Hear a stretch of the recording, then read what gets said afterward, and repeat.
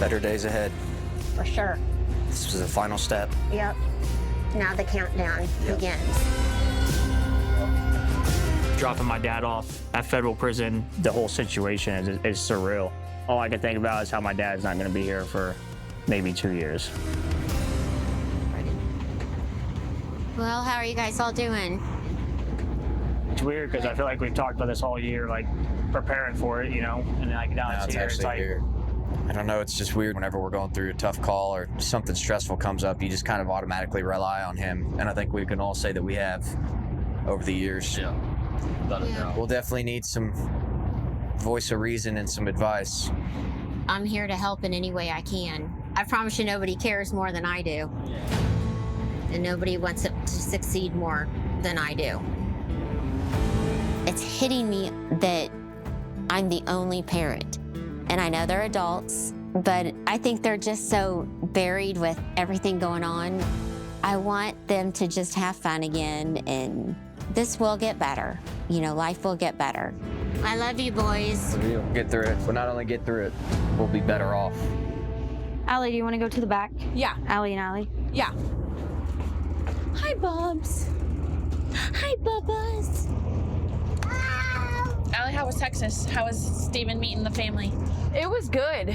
There was a lot going on. There's almost more pressure on it when you've had moved as fast as we've moved, and like getting my family up to speed on that pace.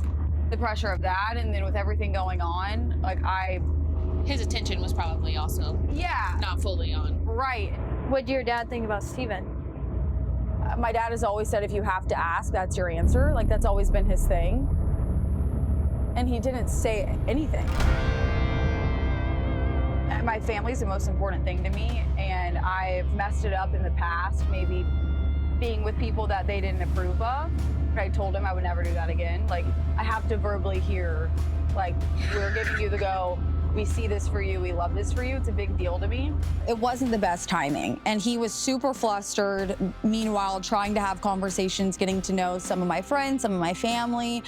It was just a lot, and I could see it all over his face. I don't freaking know, you guys.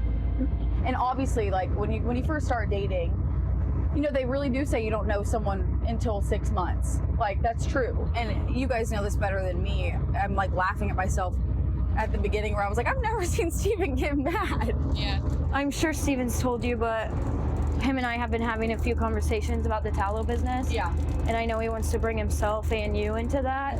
And that's what I told Steven too. I know like there's been conversations around it, and I'm like, I don't know what I've said this to him candidly. I'm like, if Kacie needs my help, I want to help. I told you that.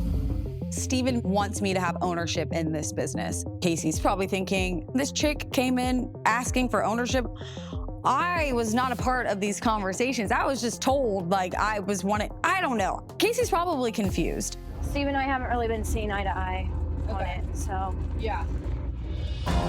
It's hard to talk about business with Steven. He has an extremely bad temper. Did you sign a f***ing lease without me? Or you think you're the big boy now? That's the last conversation about it. Understood? He's scary when he's mad. What scares you about him? He's just scary. Yeah, it's like an explosion. Everything's just kind of Steven's way or no one's way. So, and I don't know how to use my voice. So I try, he says he's like listening to me and stuff, but I feel like he's not actually hearing me out on anything I say. Okay. You know? Yeah. I think it's time for all of us to sit down and just talk about it. I agree. I would love to. I've heard about Steven's temper now from almost everyone in the family. I am not used to that kind of behavior and communication. The last thing I want is to walk on eggshells around the person that I'm supposed to be with for the rest of my life. It's an intimidating setting, especially just me and him. That's why I just think we would get further with you and Colder. Yeah. On the seventh day, I was burning like the sun. Nowhere left to go. The devil, he had won. He said to me, it's gonna rain down on me. Yeah, you happy? You haven't been here before. What up? Oh, hey. What's happening? Oh, wait a second. I have a surprise today? Yeah, we didn't have a babysitter, so I'm the babysitter. Hi. You say hi? She's slowly getting used to me. Yeah. She's seen a lot of, we went to like 5 different banks and she's been all over the place. Are you serious? Yes. Yeah. Wow. Now that my dad is officially gone and not working here, we've got to figure out how to redistribute that responsibility and make sure everything's getting done. I feel like it was always, you know, Steven, and, you know, as Steve. It's gone now. Yeah. And, you know, we all know Steven is traveling to Austin more often. Not as involved down here as he was before. We need to be those contacts that you can rely on. Like, we need to be heavily involved. Hi. You're totally fine. When did she eat last? You don't know when you fed her? 11:30. Okay. Say bye, Dad. Bye, baby. Yeah, gotcha. Oh, she turned away from you. Okay. So, I know you just guys got back from the trip. How did it go? It was hard, I think, for everybody. I think it was hard on him, you know, to actually say goodbye.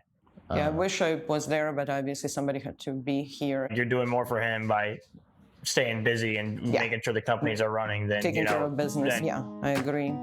When it comes to business, it feels like the boy's been completely off the rail. These car washes are your entire focus. So we can't have one of us four spending money on we don't need. Why don't you guys step in and do what I do here every day? The idea of Steve being in prison is weighing on me big time. Him not being in my life every day and calling me every day, it's a huge adjustment.